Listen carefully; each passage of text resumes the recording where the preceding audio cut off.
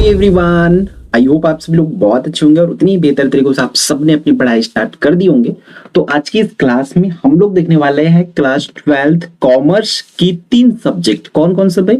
एक तो आपकी लेखा शास्त्र 301 जो कोड नंबर है, फिर 302 में आपका व्यवसाय अध्ययन है और 303 में आपका अर्थशास्त्र। ये तीनों सब्जेक्ट का हम इसी वीडियो पर सिलेबस डिस्कस करने वाले हैं, तो वीडियो को बहुत ध्यान से देखना, अंत तक देखना और जो भी टॉपिक आपको बताया जाएगा सबको नोट करना है 1 बाय 1 और फिर तैयारी पर लग जाना है। ठीक है, तो बात कर लेते हैं सिलेबस का। आपको कहां से देखने को मिल सकता है? अगर आपको खुद को सेल्फ इसको डाउनलोड करके देखना है देन आप सीधी बोर्ड के ऑफिशियल साइट पर CGBSE, बस इतना CGBSE इतना टाइप करोगे तो फिर आपको आ जाएगा। फिर आपके पास अगर मोबाइल में ओपन करोगे तो मोबाइल में 3 डॉट मिलेगा इस साइड, ठीक है, जहां पर ये लोगो दिख रहा है, लोगो के साइड में 3 लाइन दिखेगा। उस 3 लाइन को क्लिक करोगे तो फिर आपके पास इस तरीके से ये वाली ऑप्शन जो खुल जाएगा। यहाँ पर जो मैं आपको दिखा रहा हूँ, मुख्य पृष्ठ, हमारे बारे में, शैक्षणिक परीक्षा, आदेश, निर्देश, ये सब चीज दिखेगा जिसमें आपको शैक्षणिक परीक्षा पर क्लिक करना है। उस पर क्लिक करोगे तो आपके नीचे कुछ इस तरीके से पेज ओपन होगा। तो फिर यहाँ पर देखो, आप हर एक क्लास का आप देखो, यहाँ पर पाठ्यक्रम या विषय वस्तु लिखा है ना, तो वहां से आप लोग पूरा सिलेबस देख सकते हो। फिर बाकी आप प्रीवियस ईयर क्वेश्चन पेपर देखना है तो यहाँ से देख सकते हो भाई, यहाँ नीचे पर दिया हुआ है प्रीवियस ईयर क्वेश्चन पेपर, तो यहाँ से आप डाउनलोड कर सकते हो। जैसे यहाँ पर प्रश्न पत्र 2019 से 23, सपोज दैट आपको 12वीं का डाउनलोड करना है तो आप 12वीं पर क्लिक करोगे इस तरीके से। फिर ऑल सब्जेक्ट जैसे कला संकाय वाला, विज्ञान संकाय वाला, वाणिज्य संकाय वाला, इस तरीके से आपका पूरा मिल जाएगा। क्लियर है? तो ये तो आप लोग डाउनलोड करने का तरीका सीख गया। फिर हम 1 बाय 1 सिलेबस देख लेते हैं आपका। सबसे पहले हम अकाउंटिंग का देखेंगे, जिसका आप बता दो कि ये इसमें क्या दिया हुआ है भाई कि 301 इसका क्या है? ये 301 जो है आपका क्या मिल जाएगा, इसका कोड है। तो 301, 2 और 3 तीनों सब्जेक्ट कोड वाला ही आपको पढ़ना है। तो देखो यहाँ पर कंफ्यूजन क्या होती है, हमें प्रबोध पढ़े, नवबोध पढ़े या एनसीईआरटी पढ़े, तो आप कहीं से भी पढ़ो। मैं तो रिफर करूंगा कॉमर्स वाले को, एनसीईआरटी पढ़ो, क्योंकि सटीक इसमें सबसे स्कोरिंग सब्जेक्ट कहा जाता है सीजी बोर्ड में, वो क्या है भाई? कॉमर्स। क्योंकि इसमें डायरेक्ट जो सीधा सीधा यहाँ पर जो टॉपिक बताया जा रहा है ना, उसी से पढ़ना है और उन सब चीज को कवर करना है। और आप एनसीईआरटी नहीं पढ़ते, आप प्रबोध या नवबोध भी पढ़ रहे हैं, तो इन टॉपिक को मैच करके ही पढ़ना। क्योंकि एनसीईआरटी जब पढ़ोगे तो एनसीईआरटी में कुछ टॉपिक अलग हो सकता है कि कुछ टॉपिक एक्स्ट्रा हो सकता है ना, इसलिए आपको मिला करके मैच करके पढ़ना है। तो यहाँ पर देखो, हमारा लेखा शास्त्र की बात करें तो भाग अ में जो कि सीधा सीधा आपका 60 मार्क्स का आएगा, तो भाग अ को पूरी अच्छे से आपको पढ़ना है। क्या दिया हुआ है इसमें कि साझेदारी फर्म तथा कंपनी के लिए लेखांकन, है ना, इसमें इकाई 1 पढ़ना है। तो इकाई 1 की अगर बात करो तो इकाई 1 में देखो आपका क्या दिया हुआ है भाई, साझेदारी फर्म के लिए लेखांकन। तो इसमें जो जो टॉपिक सीधा सीधा दिया उसको पढ़ना है। सबसे पहले साझेदारी पढ़ना है, इसकी प्रकृति, साझेदारी विलेख करना है, साझेदारी विलेख के अभाव में भारतीय साझेदारी एक्ट 1932 का प्रावधान। तो पूरा का पूरा इस तरीके से जो दिया है सीधा सीधा आपको पढ़ना है। साख पढ़ना है, साख हेडिंग डालोगे तो उसकी प्रकृति कैसा होता है, उसके प्रभावित करने वाले कारक कौन कौन सा होता है, साख को मूल्यांकन करने की प्रक्रिया, ये हेडिंग पूरा का पूरा करोगे। औसत लाभ क्या होती है, सुपर लाभ क्या होती है, पूंजीवादिता क्या होती है, पूरा A to Z पढ़ना है। और ये तो सिलेबस को पूरा फॉलो करना है, लेकिन आपको ब्लूप्रिंट को भी ध्यान रखना है कि कौन से चैप्टर से कितने मार्क्स के क्वेश्चंस पूछे जाएंगे, उसको भी ध्यान रखना है। फिर आपका आगे क्या है भाई, साझेदारी फर्म का लेखांकन, पुनर्गठन तथा विघटन दिया हुआ है। तो यहाँ पर 2 टॉपिक दिया हुआ है, मतलब 2 हेडिंग मेन दिया हुआ है। तो मे बी आपके चैप्टर्स अलग अलग हो सकते हैं, मैं वहां चैप्टर्स के हम डिस्कशन नहीं करना है, आपको टॉपिक बता रहा हूँ जिस टॉपिक को कवर करना है। अगर आपको सीजी बोर्ड में एनी हाउ 95+ स्कोर करना है देन आपको ये पूरी सिलेबस फॉलो करना पड़ेगा। लाभ विभाजन अनुपात में परिवर्तन, वर्तमान साझेदारी के साथ त्याग अनुपात, वृद्धि अनुपात, परिसंपत्ति के पुनर्मूल्यांकन के लिए लेखांकन तथा दायित्वों का पुनर्निर्धारण, अतिरिक्त तथा संचित लाभ का निदान, पुनर्मूल्यांकन खातों तथा बैलेंस शीट तैयार करना, इस तरीके से ये कर सकते। फिर साझेदारी का प्रवेश वाला में से पूरा का पूरा आपको अच्छे से ध्यान से इन चीजों को करना है कि साझेदारी के प्रवेश पर लाभ विभाजन, अनुपात में परिवर्तन का प्रभाव, साख का उपचार, इस तरीके से पूरी चीजों को आपको करना पड़ेगा। ठीक है, और भाई कहीं ना कहीं आपके पास एक चीज होती है, as compare to other subject आपकी बुक पतली होती है हालांकि, है ना, तो वहां आपको थोड़ा हेल्प लेना है और इन सब चीज को पूरा थ्योरी को अच्छे से करना है, और जो भी इसका न्यूमेरिकल्स आते हैं इसमें उन सब चीज को अच्छे से करना है। फिर इकाई 2 है कंपनी के लेखांकन। तो कंपनी के लेखांकन में भी अब पूरा टॉपिक करना है, इसमें से जितना आपकी स्क्रीन पर आपको विजिबल हो पा रही, अंश तथा अंश पूंजी करना है, उसकी प्रकृति तथा प्रकार करोगे, अंश पूंजी के लिए लेखांकन वाला पूरा का पूरा करोगे। फिर निजी स्थान नियोजन तथा एम्प्लॉय स्टॉक ऑप्शन, इसको करना है। जुर्माने का लेखांकन, निदान तथा अंशों का निर्गमन, है ना। तो पूरा का पूरा टॉपिक आप करोगे। देखो हमें 3 सब्जेक्ट करने, इसलिए मैं फटाफट आपको जो सिलेबस दिखाते चलता हूँ ताकि आप कर सको। देखो वहां से 60 मार्क्स का आ रहा था, तो फिर यहाँ से आपका भाग ब वित्तीय विश्लेषण, तो इस वाले को भी पूरे अच्छे से आपको करना है। जैसे कि कंपनी के वित्तीय विवरण वाले पूरा टॉपिक करोगे, लेखांकन अनुपात, द्रव्यता अनुपात, है ना, ऋण शोधन क्षमता अनुपात, सक्रिय अनुपात, लाभप्रदता अनुपात, तो पूरे जो अनुपात दिया है पूरे अनुपात को विथ एक्सप्लेनेशन अच्छे से पढ़ेंगे। और हो सके तो अपना खुद का सेल्फ नोट बाय बुक भी बना सकते हो, या क्लास नोट भी आपके स्कूल में जो बनवाया जा रहा है उसको कर सकते हो। इसमें इकाई 4 है। और फिर यहाँ से अथवा में दिया हुआ है, अब आप का अथवा में या तो उसको पढ़ाया जाएगा या नीचे जो दिया है उसको पढ़ाया जाएगा, तो वो आपके स्कूल के ऊपर डिपेंड करता है कि किस तरीके से उसमें पढ़ाया जाएगा। और मे भी सेम ही पढ़ाया जाएगा, तो आप उसको देख सकते हो। क्लियर है? तो ये तो रहा आपके सिलेबस किसका भाई, अकाउंट का। ठीक, हम चलते नेक्स्ट सब्जेक्ट पर, जो कि आपका क्या का हो देखेंगे, व्यवसाय अध्ययन का। ठीक है, व्यवसाय अध्ययन का जो कि उसका कोड क्या है, 302 है। ठीक है, पूरे 80 मार्क्स का एग्जाम होना है इसको भी, तो बस ध्यान से देखते चलेंगे। सबसे पहला इसमें देखो भाग 1, प्रबंध के सिद्धांत तथा कार्य। इसमें से देखो ये बहुत इजी होने वाला है, और बहुत से बच्चे बोलते हैं कि व्यवसाय अध्ययन हम कर लेंगे करके, इसमें बहुत ज्यादा होते नहीं, जो भी होता है अकाउंट और इकोनॉमिक्स में बच्चों को प्रॉब्लम होती है। ठीक है, तो एक प्रबंधन की प्रकृति, इकाई 1 देख रहा है, प्रबंधन की प्रकृति और महत्व देख रहा है, तो प्रबंधन की अवधारणा, उद्देश्य, महत्व ये करना है, पूरी चीजों को प्रबंधन के बारे में ये करना है। फिर इकाई 2 में प्रबंधन के सिद्धांत देखना है, प्रबंधन के सिद्धांत की अवधारणा, महत्व करना है। फिर फेयोल का प्रबंधन सिद्धांत, तो इस तरीके से बाय नेम आपको याद रखना है।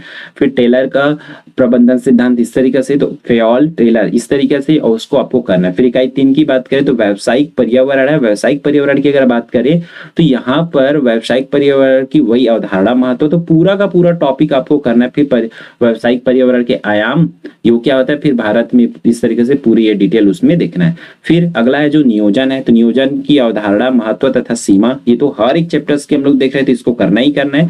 आपको नियोजन प्रक्रिया में क्या क्या देखना है, एकल उपयोग तथा अवधि की योजनाएं, उद्देश्य, व्यू रचना, इस तरीके से पूरे चीजों को आपको इसमें देखना है। फिर इकाई 5 में क्या है आपका, संगठन है, तो संगठन की अवधारणा तथा महत्व, ये वाले जैसे कि हम लोग सबका देखते आ रहे हैं वैसे इसको भी करना है आपको। फिर संगठन की प्रक्रिया, इसमें रचना, उसकी औपचारिक और अनौपचारिक संगठन की अवधारणा, प्रतिनिधि मंडल की अवधारणा, तो आपको ये पूरा टॉपिक कवर करना ही है। आप क्वेश्चंस प्रिपेयर मत करो, आप टॉपिक को अच्छे से प्रिपेयर करो कि उस टॉपिक से रिलेटेड अगर कैसा भी क्वेश्चंस बना के दे आपसे बन जाए, इसलिए अच्छे से टॉपिक क्लियर करो। आप वीडियोस की हेल्प ले सकते हो, यूट्यूब में हजारों टीचर लगे हैं आप लोगों के लिए कि आप लोग को चीजें को अच्छे से इजी वे पे समझा सके, है ना। तो पूरे को 1 बाय 1 आप पढ़ते चले। तो बस सिलेबस का ध्यान रखना, क्योंकि अगर मार्क्स चाहिए तो सिलेबस और ब्लूप्रिंट 2 ही चीज है जो आपकी नैया पार लगा सकता है, आपको आपके टारगेट तक पहुंचा सकता है। ठीक है, तो नियुक्तिकरण देखेंगे। फिर अगला में निर्देशन, तो निर्देशन का भी ये पूरा टॉपिक जितना आपकी स्क्रीन पर देख पा रहा है, अवधारणा का महत्व, निर्देशन के तत्व, पर्यवेक्षण, पर्यवेक्षक के कार्य, अभिप्रेरणा, नेतृत्व, संप्रेषण, इतने को आपको करना है। फिर इकाई 8 में नियंत्रण है, संकल्पना का महत्व, सब में देखना, नियोजन तथा नियंत्रण में संबंध, नियंत्रण प्रक्रिया के चरण। तो बुक आप कोई सा भी फॉलो करो, बस ये टॉपिक आपका पूरा का पूरा क्लियर होना चाहिए। ठीक है, फिर वित्तीय बाजार है, तो आप चाहो तो पीडीएफ डाउनलोड कर लेना या नोट कर लो, क्योंकि नोट करोगे ना तो आपके पास एक प्रूफ रहेगा, आपकी आंखों के सामने रहेगा, उसको रखो 1 साल तक। पूरा सिलेबस आपकी आंखों में छपा होना चाहिए, ब्लूप्रिंट आपकी आंखों में छपा होना चाहिए कि हाँ हाँ ये है करके। तो इसलिए या तो आप प्रिंट आउट निकलवा लो, अगर लिखना नहीं है, आप आलसी कर रहे हो, अपना टाइम जो भी है बचाना चाह रहे हो तो लिख लो, नहीं तो प्रिंट आउट निकलवा लेना भाई पूरे को आप, और पूरा का पूरा सिलेबस आप फॉलो करो कि मुझे ये चीजें करना है। और क्वेश्चन पूछे जाएंगे तो उठेगा क्वेश्चन इन्हीं में से। तो 12 इकाई है, 12 इकाई आप अच्छे से पढ़ लो, डेफिनेटली आपका 80 मार्क्स कंफर्म हो जाएगा। ठीक, फिर हम चलते हैं नेक्स्ट सब्जेक्ट पर, 303, जो कि किसकी है, अर्थशास्त्र की। अर्थ इसकी प्रोनाउंसिएशन होती है, बस एक्चुअल में लिखा क्या होता है, अर्थशास्त्र, इकोनॉमिक्स। ठीक, तो इकोनॉमिक्स भी देख लेते हैं, 80 मार्क्स जिस यहाँ पर भी है, तो बहुत अच्छे से इसको कवर करना है। व्यष्टि अर्थशास्त्र। ठीक है, भाग 1 की बात करें तो व्यष्टि अर्थशास्त्र, इसको माइक्रो इकोनॉमिक्स की बात करें तो इसमें भी अलग अलग इकाई, तो इसमें यूनिट 1 भाग 1 2 है, ऐसा चैप्टर है ना। तो एक परिचय तथा समष्टि अर्थशास्त्र, तो व्यष्टि अर्थ, हाँ ये क्वेश्चन सीधा सीधा पूछा जाता है कि व्यष्टि अर्थशास्त्र तथा समष्टि अर्थशास्त्र में अंतर लिखो करके, तो इस तरीके से करना है। सकारात्मक तथा आदर्श अर्थशास्त्र, अर्थव्यवस्था क्या है, इस तरीके से पूरा हर एक टॉपिक को आपको करना है इसमें से। फिर यूनिट 2 पर चले तो वो क्या है आपका, उपभोक्ता संतुलन, इक्विलिब्रियम एवं मांग।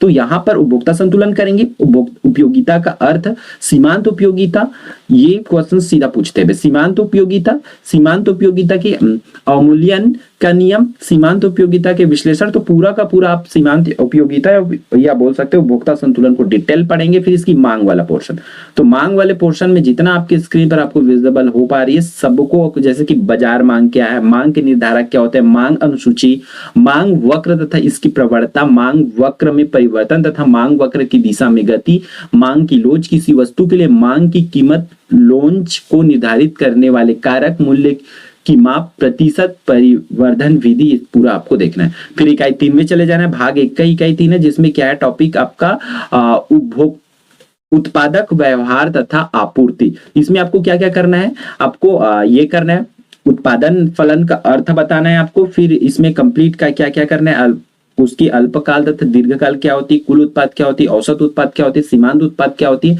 सब चीज को बहुत अच्छे से आपको समझ आना चाहिए। देखो आपको रटने के बजाय इन चीजों को समझोगे तो आपको बहुत आसान होगा। फिर लागत वाला पोर्शन में पूरी को करना है इसका। फिर आपका संप्राप्ति जो रिवेन्यू पोर्शन है, रिवेन्यू पोर्शन से इतना को कर लेना। फिर उत्पादक संतुलन, पूर्ति को पूरा पढ़ना है, और पूर्ति, हाँ ये पूर्ति को पूरा पढ़ोगे इतना तक, पूरा जितना आप हाइलाइटेड देख पा रहे हैं स्क्रीन पर, तो पूरे को देखोगे तो कहीं ना कहीं आपका बहुत अच्छा आपका बनने वाला है। क्लियर। फिर आपका आ जाता है इकाई 4 जो कि बाजार के स्वरूप तथा साधारण अनुप्रयोग सहित पूर्व प्रतिस्पर्धा के तहत मूल्य निर्धारण, तो पूरे परिस्पर्धा इसमें टॉपिक है, इसको करोगे।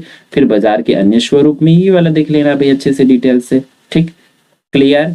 फिर भाग 2 जिसमें आपका कौन सा है भाई, समष्टि अर्थशास्त्र जो है, ठीक है। इसमें क्या क्या है, पूरा इकाई 5 है। इकाई 5 में राष्ट्रीय आय तथा सकल संबंधी, तो देखो इसमें एकदम बहुत ज्यादा डिटेल मुझे जानकारी है नहीं कि मैं इसमें बता सकता हूँ। सिलेबस में हम इतना डिटेल तो जान ही सकते, सिलेबस में सिर्फ वही चीजें मैं बताऊंगा जो टॉपिक आपको बोर्ड चाहते हैं कि आप इसको करके आओ, तो इन टॉपिक को जरूर कर लो भाई, ताकि आप अच्छे से मार्क्स अचीव कर पाओ, ठीक है। इकाई 5 की पूरी टॉपिक आपका स्क्रीन पर है। फिर मुद्रा तथा बैंकिंग जो है, जहां से आपको मुद्रा का अर्थ है, मुद्रा की पूर्ति, इस तरीके से पूरा डिटेल आपको देखना है इसमें से भी, ठीक है। बिल्कुल भी गड़बड़ी नहीं करना है, हर एक टॉपिक को आपको अच्छे से कवर करना है, ठीक। इकाई 7 की बात करें तो उसमें क्या है, आय निर्धारण तथा स्वरोजगार, तो इसमें समस्त मांग तथा इसके घटक, बचत प्रत्याशित तथा उपभोग प्रत्याशित, औसत तथा सीमांत, फिर क्या है अल्पकालिक संतुलन, निर्गम वगैरह, इस तरीके से पूरी चीजों को यहाँ पर आपको करना पड़ेगा। तो या मैं 2 ऑप्शन दे रहा हूं आपको, या तो प्रिंट आउट निकलवाओ या तो फिर पूरे को नोट करके रखो भाई। जब तक सिलेबस पता नहीं रहेगा तैयारी करने का कोई मतलब नहीं है, क्योंकि आपकी तैयारी व्यर्थ जाने वाली, आप टारगेट तक नहीं पहुंच पाओगे। तो पूरा सिलेबस आपके पता होना चाहिए कि उस चैप्टर में मुझे ये चीजें पढ़ना है करके, ठीक है।